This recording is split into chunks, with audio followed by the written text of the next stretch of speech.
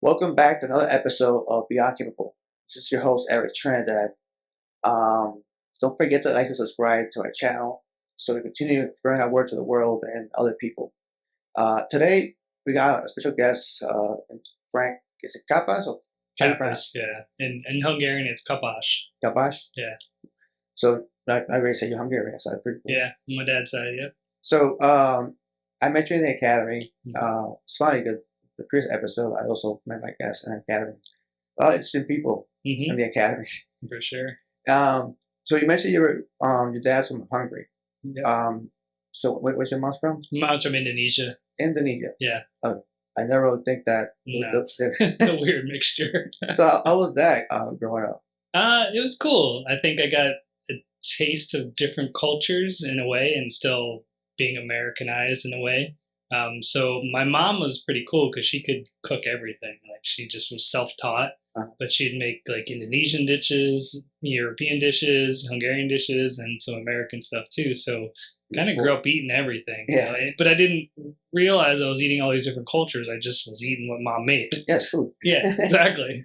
So growing up, you realized the difference once you were in school, or just other kids? Yeah, I think in a weird way for a long time, like, I didn't really think about race or anything like that. I mean, when you're a kid, I don't think you really do. But, you know, when I started getting, I think, more into maybe 5th, 6th grade, you know, people started being like, what are you? I'm like, I don't know. Like, because I never really, like, asked my parents. Like, I don't know why. I mean, I just didn't, you know, and I knew my dad was Hungarian because I would hear him speak to his friends in Hungarian. So it was different, but I never asked. My mom didn't speak. You know, she would count in Dutch, which was interesting, and then she would say some things in Indonesian. But she spoke English very well because I think she learned in school somewhat. Oh, okay. So her English was, looking back, was way better than my father's. But I didn't know the difference really. Yeah, you say that because I was in Puerto Rico, and the whole term about racism or different colors, it wasn't a big. I wasn't exposed to that not until I joined the army. Is when I was exposed to different people from all around the world, and this is where I ironically, sadly say I was 20. It's where my first time at being exposed to people not liking other races. So it's like, and you grew up in Philly, right? So schools in Philly are not you got everybody. Yeah. What was it for you growing up in Philly and having the cultural background you had? I mean, it was interesting because it's not like I had like a group of Hungarian friends. I didn't have a group of Indonesian friends. You just had friends. So it's like, you know, this friend is Indian. This friend's my friend Fernando. His family's from Mexico City. So it's like Clive. His family, I think, was from Australia. So it's like there was all these different things. So in some ways, like, it didn't seem weird to have your parents from somewhere else. It was pretty normal. But then you had, you know, your different race stuff. I started noticing a lot more in high school, it seemed like. But I felt, though, there was always, like, not really tension. Everybody just pretty much got along. You know what I mean? Like, I think there obviously was probably maybe not spoken about, but it seemed like most people got along for the most part as far as, like, races. Yeah. I mean, there still was fights and stuff like that, but I don't think they were like, oh, because this guy's this color or whatever. You know what I mean? They were just fights because they were fights. You know? Probably, even if it wasn't because of the fact that it's, how would I say this? Some people, we were talking before off camera, is that how you're part of your environment. So some people grew up hating other people of all the colors. They have no reason. Yeah. They can't really articulate why they don't like them. Yeah. It's because the people around them just taught that way. Taught them that way. Yeah. Or they would listen or hear, how people are, their parents or any person, adult, or another culture or race, and that they grew up thinking that way. So when they go to school or start going to work, even in the military, it's they collide with everybody else because, you know, it's like, well, I was taught that these people are dumb or these people are this way, and then when you realize it's not the case, you know. So, but being up in Philly is so how did your dad was from Hungary, right? And then mom from Indonesia. How they end up in in the States. Or she was born in basically World War II era. So when she was a little baby, she was in a Japanese concentration camp, and so like she was in like a little crate and stuff, like as her her crib. And she thinks that's actually why her stomach got messed up later in life, because they give her flour and water as a baby formula. Oh, And my uncles, they were like 10, 11 at the time, so they remember a lot more. My mom didn't really remember it. But eventually, they left Indonesia. I'm not sure what year. They ended up in Holland, and they weren't there very long. I'm not sure what was going on there. I think it was more political stuff. yeah. And so they decided to come to the U.S., and they took a boat. And then my father he was born in 1935, and so basically as a kid, he growing up, World War II, Mm-hmm. the aftermath. I mean, his fun stuff was like starting fires and throwing bullets they would find from the war in the fire, and then you go hide behind a rock, and the bullets would go off, And so, long story short, he eventually, joins the Hungarian military, Okay. which they weren't really a military in some ways because Russia was now occupied Hungary, had taken over Hungary. So they were basically had old tanks, old guns, but the theory was if someone attacks Hungary and the Russian needs their help to defend, they're going to use them. Yeah. So my dad drove a tank, and he was, pretty smart, and he always had some balls on him. And long story short, the revolution broke out in 1956, and the fighting started, right? And my dad thought, what am I going to do? He jumps in the tank.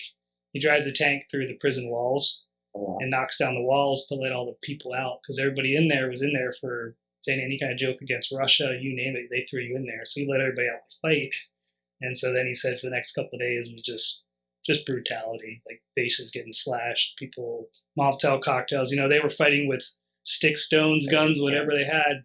But they, as far as I know, they were the only small military and civilians to chase off the communist away. So they left. Eventually they came back and crushed them, which that's when my dad had to make the choice: stay, fight again, die, be in prison rest of your life, or take off. So he had to take off. And so he eventually, through that, it's like a whole other saga, but he ends up in the United States. So one thing I take from it, both of your parents are strong people. They had to be. They had to. Yeah, they didn't have a choice, really. No, Yeah. exactly. And given what you mentioned about your father, that would have happened here as you were a soldier. You would get a huge medal for valor. Yeah. To give into the house. He was a hero. Not about veteran. For me, the word hero means something totally different. So hearing what your dad did, like, at that moment, he didn't care. Wasn't thinking about this thing. Wasn't thinking. No. He just thought, I need to help these people. And then your mother being, how long was he in there? It was at camp or prison? The concentration camp for World War II, basically. And you remember how long she was there? I don't know how long was there. I don't know if it was months or something like that. Yeah. My uncles just said that crazy stuff like, if the kids got caught trying to run away, they'd pull their fingernails off, put hot sauce on it, punish them. And then they said it was kind of comical because the Japanese would come in and they would go into the jungles with their machine gun and just start shooting at the jungles. Well, these are tribal people. They have blow dart guns. Wouldn't be able to even hit them with bullets. They'd sit in the trees like taking out Japanese. They tried for months and months to take out the tribes people, and they couldn't. Wow. You mentioned later, before we started recording, that, again, you're a product of your environment. Mm-hmm. So for you, seeing your parents that way, I'm pretty sure, I'm assuming it, that they raised you a way to be respectful, to be strong. Mm-hmm. There's literally in the DNA. Yeah. So how old were you when you knew about this with your parents? My parents like stories. Yeah. I think my mom. I started knowing more of my mom's story. I think more like later teens. Okay. But my dad's stuff, like I just started hearing fairly young. He would talk about this and that, some stories. And I think in some ways he was trying to, deal with his own kind of trauma. And my father always amazed me, especially looking back, like how this man went through from, his childhood before the whole stuff was not, roses by any means either. So he went through so much stuff, and like how he wasn't like a complete lunatic, alcoholic, drug addict. You know what I mean? Like, in every right he should have been, but he wasn't. You know what I mean? Like he grew up watching my grandfather, who I never met. I guess used to beat up his mom all the time. So when he married my mom, he already knew. He's like, I am never putting a finger on my wife, and he never did. He never raised his voice very much. You know what I mean? Like kept it that way. He's like, because he just thought that was horrible. He watched his mom get beat up, and my grandfather, I guess, was an alcoholic. So my dad, he would drink, but he'd have a beer or two or a mixed drink, and then he'd stop. He never wanted to be the drunk guy that gets out of control and all that stuff. So it amazes me that he could just keep that with all the other stuff and trauma that probably in his head, and he didn't take it out on the world, his wife, his kids, and all these things. And that was 20 years since I've been in Iraq, and it's been a rough 20 years. And hearing that, it just shows that how strong your dad was. Yeah. So knowing that as a child or a teenager, what was your perception of your parents growing up, knowing what they went through? I guess, like that's all I knew. So they were just, they're just your parents. It's like, you don't like at that age, I think I'm not comparing it to Billy's or whoever down the street. You know what I mean? Like I'm not thinking about theirs, but I do feel like at some point, like I knew like, my dad's pretty damn tough. Like, you know what I mean? Like, and I could see that within myself, in some degree. Like I got some of that in me, some of that revolution or whatever you want to say, it's in me. And so I always thought that was kind of cool. And my father ended up being like a driver for this like really wealthy family. And he said it was always interesting because he would help them, though they do like these cocktail parties every now and then. He would help like park cars. And then he said all the time, next thing you know, is like he'd have like these millionaires around him, and he'd be telling his stories and like his childhood, the revolution, all this stuff. And they'd just be like, just, you know what I mean? And he got to feel like this like rock star in a weird way because he lived this life and had experienced these things they could never even come close to. Oh yeah, those people that he told stories to, they're millionaires. Yeah, they don't go through any necessity, or they don't have the obligation or the need to do things he had to do to survive. He didn't have a choice. So exactly, he had no choice. But when that question went, I was thinking of the fact that it motivates you as a kid to like move forward, even though it's not. I do it on purpose. Like, my dad's tough. My mom is strong. I gotta be strong. Yeah. What I mean is that when you carry yourself, because you see that every day at your house, it creates who you are.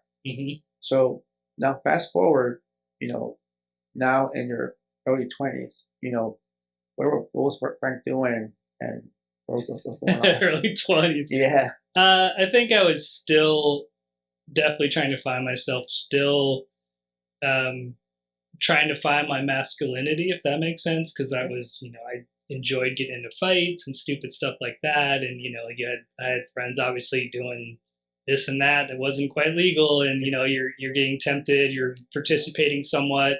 And then I had other groups of friends that were getting their life together, going to school or whatever. So I was like, kind of always felt like I was in the middle. So I feel like I was just kind of figuring out, and that's pretty much where I was at. But I think no matter what, I knew I was always like a good person. I don't feel like I was ever doing something really horrible to anybody or anything. I mean, I justified some things just like we all do, that it might not have been great, but you're like, oh, well, I did this because of, that whole thing. But, I get it. Like, we know it's wrong, but we make it feel like it's not wrong because we have a justification. The world owes me something or whatever. So you mentioned one thing you said is that you like to fight. That kind of feeling doesn't go away overnight. Yeah. So how do you deal with that as from there to now? Is that something that got you in trouble? It was just, things, you just start seeing how bad things can get. Like, it starts off with like fights here and there, and then things are, knives and that kind of stuff. You're taken to, can go to a different level very quickly.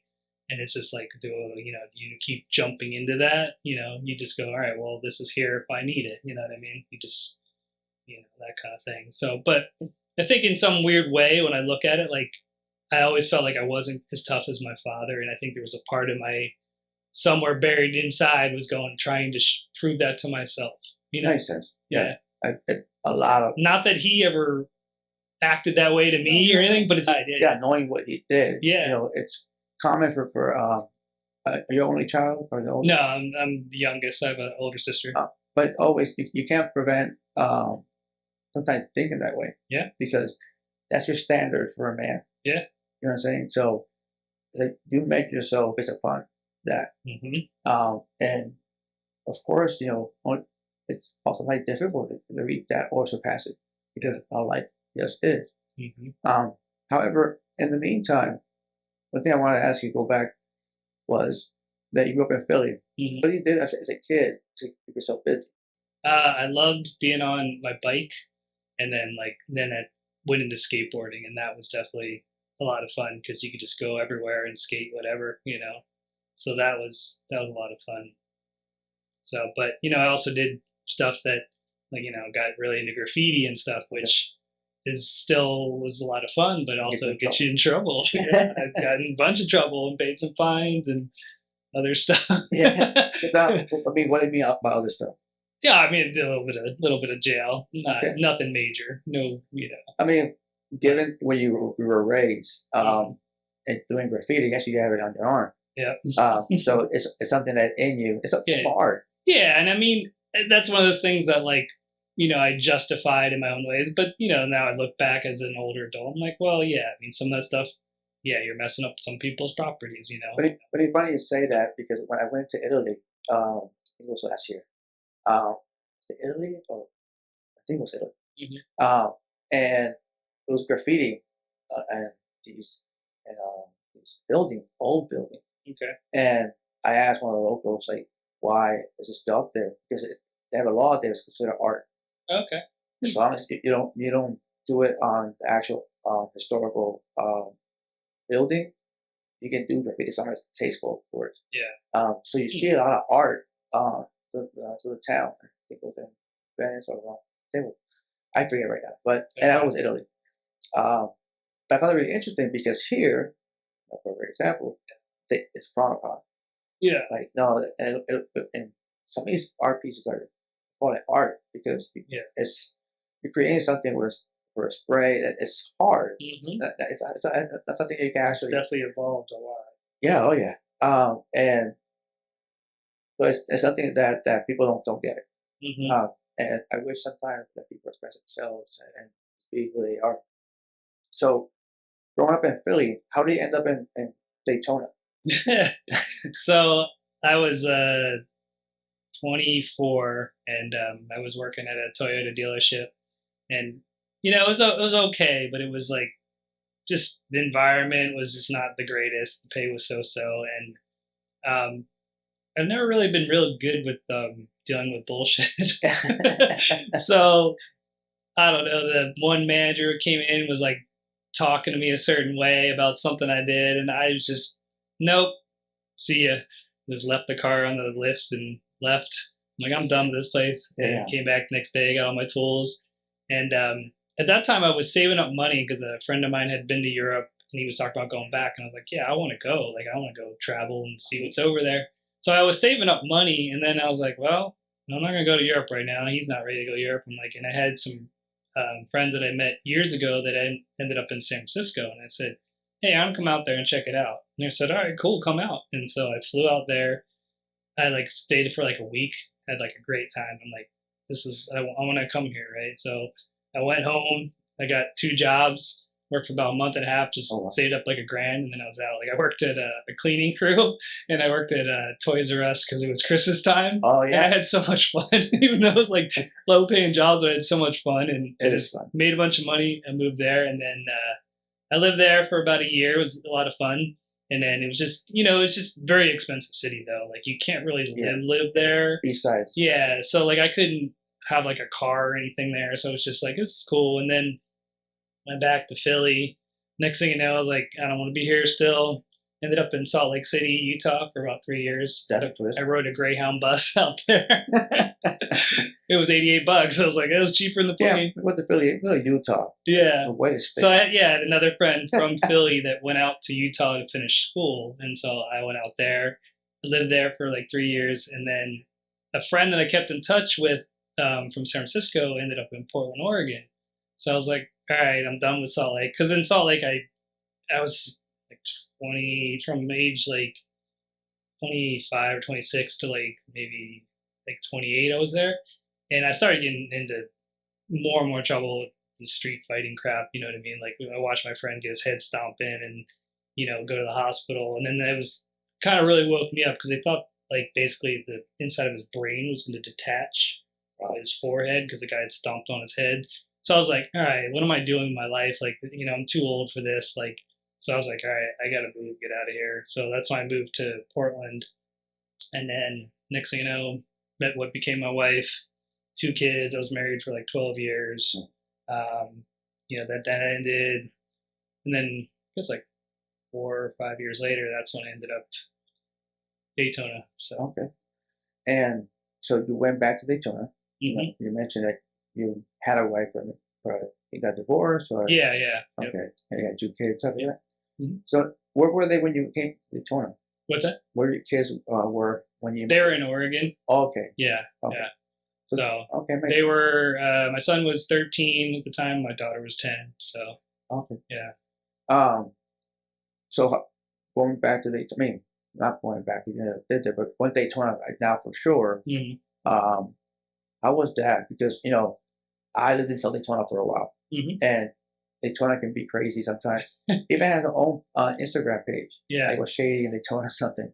It's like funny because where I live, it's like, I don't know, it's almost like a weird little bubble, because it's like Okay. on beachside, and basically kind of between like, where the Hard Rock is and like Steve's Diner. Like I'm Yep. right off A1A. And I mean, we have like every now and then a little house got something going on, but mostly everybody owns and they're older, and it's pretty relaxed. Don't get me wrong; it's pretty Yeah. entertaining. Yeah, I mean, honestly, I think for the first 4 or 5 years, I never locked my car doors ever, and the windows were always down. Nothing What ever year was stolen. What year? I moved here 2017, Wow. 2018, something like that. So recently. Yeah. So yeah, been here about 7 years now, I think. Okay. Yeah. So that's interesting to say that. We'll segue on my Yeah. next question. We met in the academy. Mhm. So you're saying, 7 years, 8 years, the same amount of time the academy's been around. I got Academy there. 8 this year. Yeah, so I've been there 6 years. So I got here 2018, I believe, and the school started 2016. So So when you yeah. were there, I was told that the academy was much smaller. Mhm. We were there for that. Yeah, it was pretty small when I started. Yeah, Oh, like there was, I don't know, maybe like 1 or 2 purple belts at the most, and then I think Bruno at the time was a brown belt, okay. and then he became a black belt. Yeah, it was very small, and I mean there was definitely there was probably at least 4 or 5 blue belts when I started, but it was just it was new school, so it was a lot of white belts. Interesting to look back about how many people just disappeared. Yeah. So what made you do this? I know you used to fight a lot. You talk with your man. Yeah, I mean, I guess it was like I always had different friends that trained in this and that, and I just, but they were in different states, so it's like, oh yeah, and I always had it in my head, like, oh yeah, maybe sometime I'll try that, but no, you're caught up in life. Like I was doing the marriage, the kids, all that stuff, just busy, all that stuff. But when I got here, I didn't know anybody, so at random went out to actually the reggae fest they just had out in Ponce Inlet, Okay. and ended up meeting Bruno there.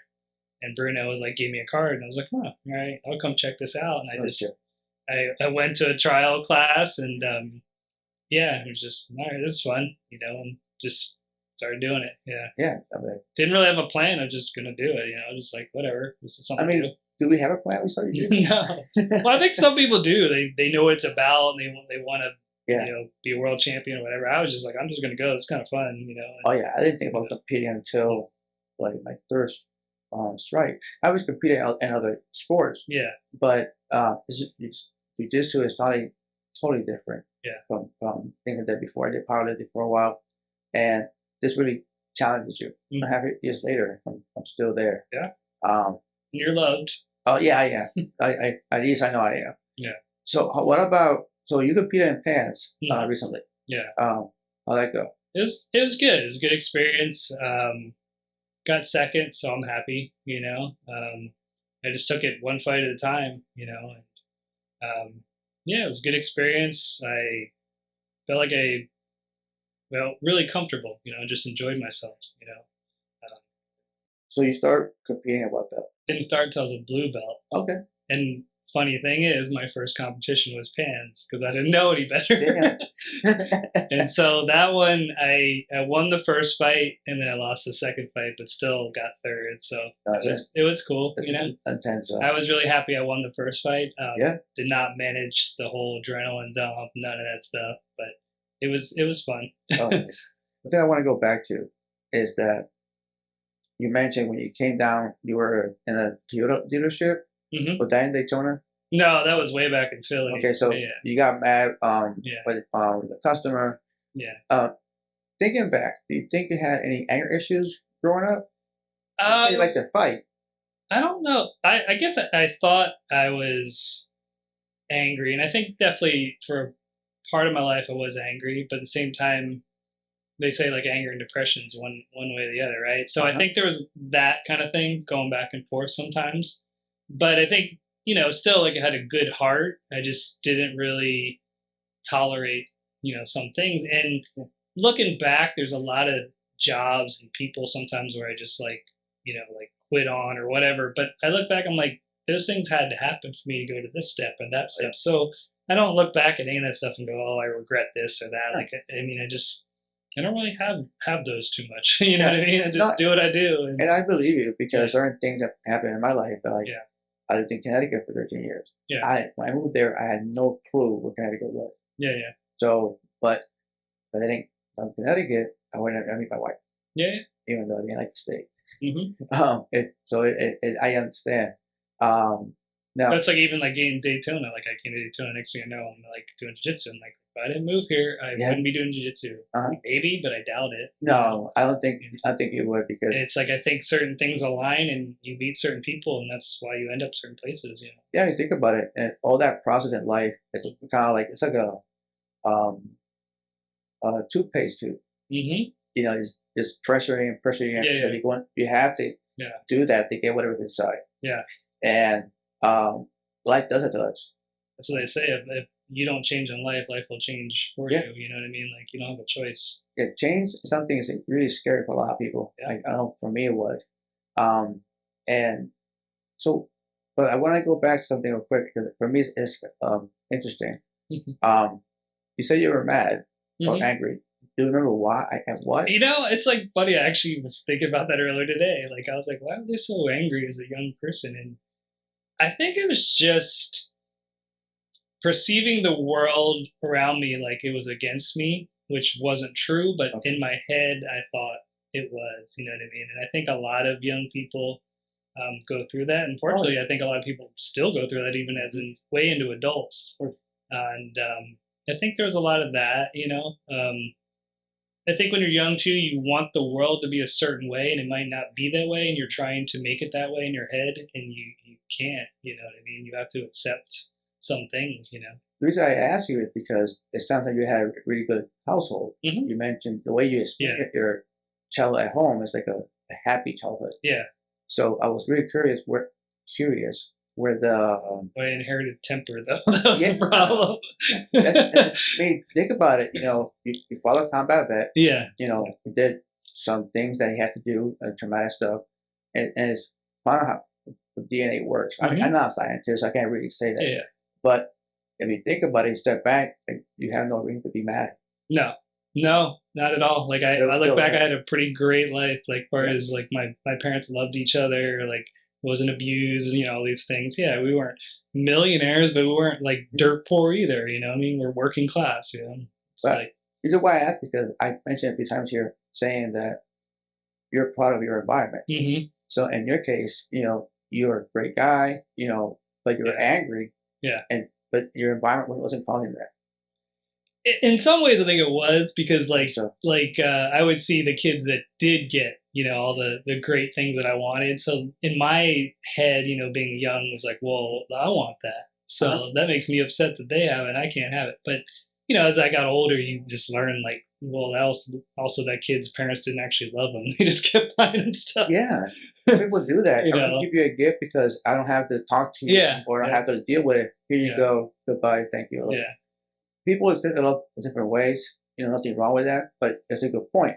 Some people, to try to avoid the Hmm. awkward conversation, they'll do that because he said to find out not good parents. Yeah. Um, Now your time in Florida, and how has it been since so you have a young son. Hmm. You have a son. 19. Yeah, so it's still very early. Yeah, I tell. Yeah. And when I met you, you really committed to him. Hmm. And you mentioned that he's going through a surgery. Hmm. Do you mind what's going on? So we didn't know that when he was young, but he had a thing they basically figured out that it's called Hirschsprung's disease. And so, long story short, I had to emergency ended up in. Well, I went out to actually to visit him in Oregon, and the next thing you know, I brought him to the hospital. And, like, basically, he was dying when I got there. Wow. And so, yeah, we spent 2 months straight in the hospital there. I can't even count how many surgeries in ICU, all these things. Finally, get out of there, get back to Florida, and then he's home for like 2 days, and then he's having some complications. We basically ended up in Advent Hospital, and they're like, "How did he get here? What is going on?" And like, and so basically, long story short, too, they believed he shouldn't have been released even from Oregon. Like he was not okay. So then they had to basically reopen him, restart over. It's been an ordeal. So And for my sorry, I cut you off, but for myself and our viewers, mhm. like what first of all, what the illness is called, It's called Hirschsprung's. and so what And the from what I understand, is like it basically starts like the nerve endings and stuff near the I guess the intestine stuff towards his colon starts kind of like dying, and so basically his colon wasn't really working anymore, and so that's when they basically went in. They had it basically was bursting when I had went to go visit him. He was going toxic, and if I didn't show up, I don't think he'd be here. He had lost a bunch of weight for some reason. My ex-wife did not think this is an issue. I don't really understand. He's already a skinny kid. Um, so anyway, they had to remove that, and so he has an ostomy still, and so the surgery, but they're going to try to reconnect him so that he can remove the ostomy and get back to somewhat normalcy of a body. So like 2 years, it's just been but it's been good for the past. I'd say a year or so, everything's been pretty mellow. But I mean, for a long time, I mean, he had to be on like feeding tubes and you name it, even when we got him home. So it was a lot of work, but he's so doing good, I mean, yeah, So I think that's great. Now let me ask you something. Going back to something a different topic. Having a good father the way you had, mhm. can you say that you think dad was a good father? Yeah, 100%. Yeah, So not now, perfect, but great dad. Yeah, nobody's perfect. yeah, yeah. Like, and however, my question is, having that example as a dad, now Mhm. it's your turn to father somebody. How, I'm not a dad myself, but Yeah, given how your father was with you, how do yeah. you feel about that today? I guess good. I do see, things. I feel like we always try to make adjustments to like things our parents did that are good, but maybe not. You go, okay, maybe a little less of that or something. So, I mean, I think my dad at times was very harsh and strict on certain things, and I think are growing up now, it's changed, so I can't be that same way. Mhm. Understood why my father was that way and why he did things, but I try to lessen that with my son, but at the same time teach him, like life's going to smack you in the face. You're going to have to deal with it. And it's one thing I think. My parents, in a funny way, were always very realistic. Like and didn't sugarcoat things. Like life's gonna kick you around. You just gotta keep going. It's just doesn't matter who you are. It's like like you could be rich or poor. You're still gonna have some problems and Life is things. life. Stuff's gonna be thrown at you. Yep. Yeah, it's One thing that I do see in you is that you have the same strength your parents had because you know dealing with your son at a young age, mhm, having those conditions, and wasn't for you, he wouldn't yeah, be here. And but reason I say this because the way you were talking about it, I can tell you were upset because of course you love your son. yeah, But how calm and collected you were by saying it, yeah, that's a lot of strength. So yeah, I commend you for that. And you're a single parent, hmm, so it's not it all falls on you on your shoulders. yeah, You know. Um, it, you have a great, honestly, great story. I think you do. And I love the fact that who your parents were, Hmm. and which I see hear about your parents. I can see why you are who you are today. Hmm. Um, so if you had any, let's say another man who's out in, or a parent that has a kid that who either the same or have a kid it requires a lot of medical attention. Um, it's tough on you, like, Yeah. emotionally, physically, and but you still have to be there because they Yeah. depend on you. If somebody came up to you with a similar situation, what would be any advice you can give? I think, definitely, you know, some sort of outlet like jiu-jitsu helps a lot. You know what I mean? Like you're in those moments, you forget about those things, and it's good for to be around positive people. At least our academy, it is like everyone's always complimenting each other and stuff, and that little thing can make you feel so good, even if you have to deal with this Yeah, stuff that can be more difficult and a little stressful at home. But I would say that, and just try to have some good people around you. it But goes back to what you said that having a good environment, yeah. is really healthy and helpful. And that's the thing is you have to choose that Uh environment. huh. So many people like they're a product of the environment because they choose to stay there. Hmm. I mean, there's no gates when there is, but you know what I mean. Oh Like yeah, yeah. I think we it's put our own obstacles ourselves sometimes. 100%. I'm have to work on myself is like believing more in who I am. Yeah. It's despite that I've done things in my life that I be proud of or whatever. It we still work on ourselves every single day. Hmm. Um, and however, in jiu-jitsu, one thing I want to piggyback on you is that when you're there for that hour and a half, or whatever you're doing, you can't think about anything else No. because your focus is on the technique you're doing.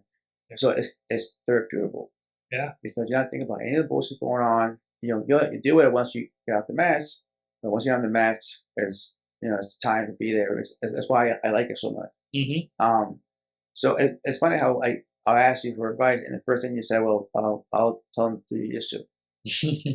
And I agree. I agree with you because Or whatever works for you. I mean, yeah, yoga, surfing, I don't know, whatever's going to be take do you something. away. Yeah, And I think having the community around of like good people is important. If you're going to yeah, be in if you hang out at a bar, what are you going to get? as People complaining about their lives and drinking, and it's probably not going to make you feel any better. uh huh, and it won't help you either grow as a person. Yeah. Um, so, but now, Frank, I really want to thank you for coming.